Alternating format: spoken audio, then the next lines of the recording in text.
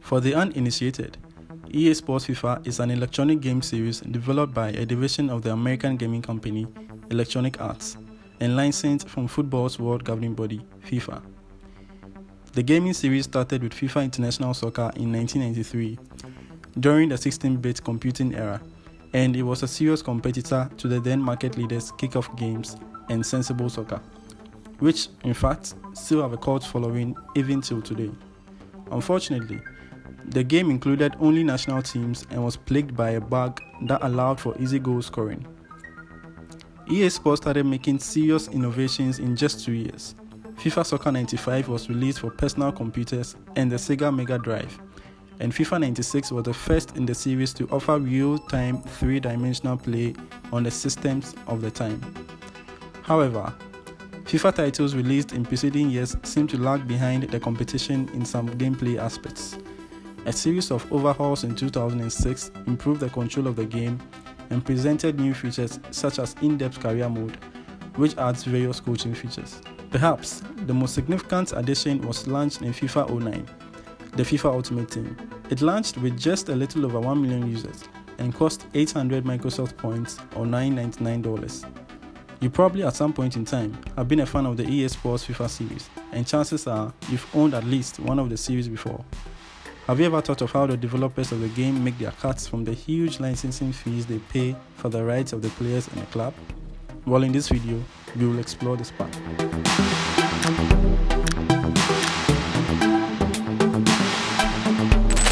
The EA Sports FIFA series is widely popular today, mainly because of the likeness of the characters in the game. The developers spend such a fortune each year to make sure that they maintain this competitive advantage. What Play sources say, EA Sports spent between $100 and $150 million on partnership and licensing with various football associations and leagues each year. In contrast, Konami spends considerably less, between $30 and $40 million on licensing and partnerships, but it has a better gameplay, I'm just saying.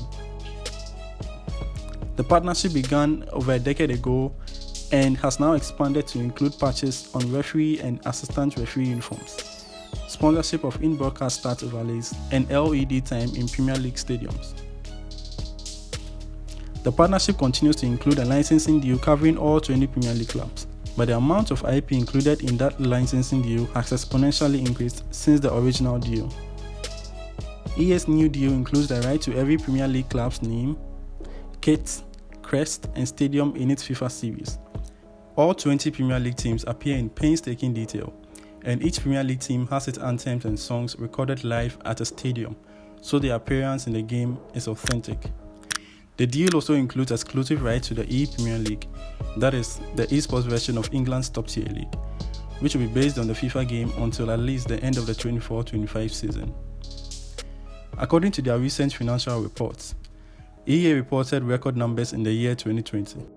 Across all sports franchise titles, including FIFA and Madden, EA generated a total of $1.49 billion through the Ultimate Team platform, which is $120 million increase in last year's revenues total of $1.37 billion.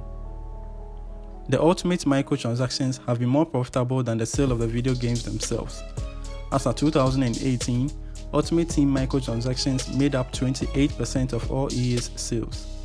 It is worth mentioning that EA didn't break down any of the statistics by individual games, with a vague admission that a substantial portion was down purely to the FIFA franchise, where Ultimate Team has always been especially popular. However, with some reliable public information on FIFA 21, we can make an educated guess.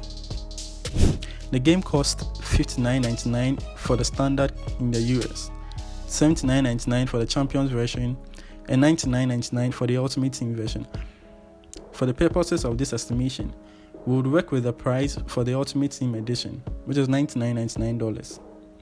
There's a reported 1.5 million sales of FIFA 21 in the first month after launch, and out of that number, at least 35% of them make purchases within the Ultimate Team.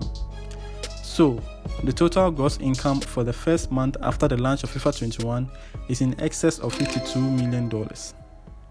For the past 25 years, EA Sports has consistently spent more than Konami on licensing and partnerships with clubs and leagues, often tying them down to exclusive contracts. the continual expansion of its licensing program has made FIFA the undisputed market leader over the past decade. Pro Evolution Soccer has rivaled FIFA in the sales charts, but its historic failure to invest in licensing has massively reduced its market share. EA has also found innovative ways to profit from these licensing deals. An example is the introduction of the E-Premier League and the E-Bundesliga, which gives fans the opportunities to play with their favorite teams in the league and win cash prizes. This naturally makes EA Sports FIFA the authentic football game of choice to EPL's large fan base, and therefore provides the gaming company the opportunity to generate more revenue through its microtransaction feature like the FUT. EA Sports is a master at marketing its products.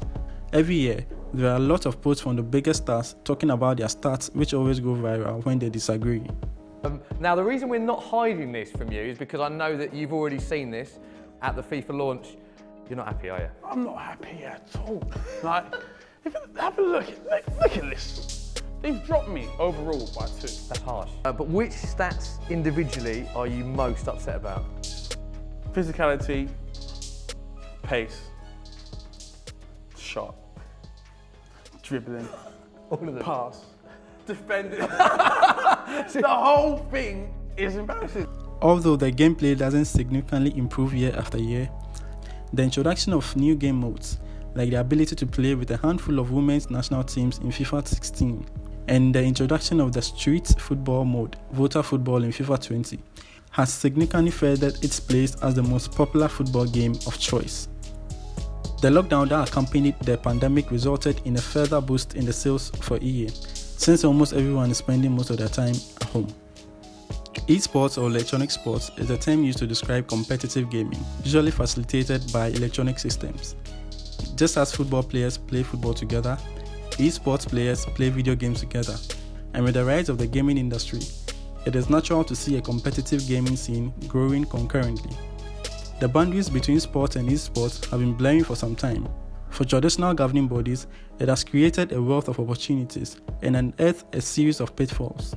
The global awareness for esports reached 1.5 billion in 2017, and in recent years, millions of members of FIFA players have migrated online. Over 1 million players have been known to be competing online concurrently at peak times.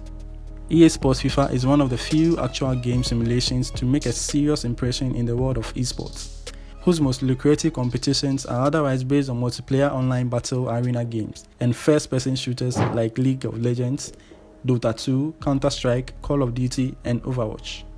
As a potential audience for esports growth, the familiarity of soccer will lend accessibility and visibility to eFootball.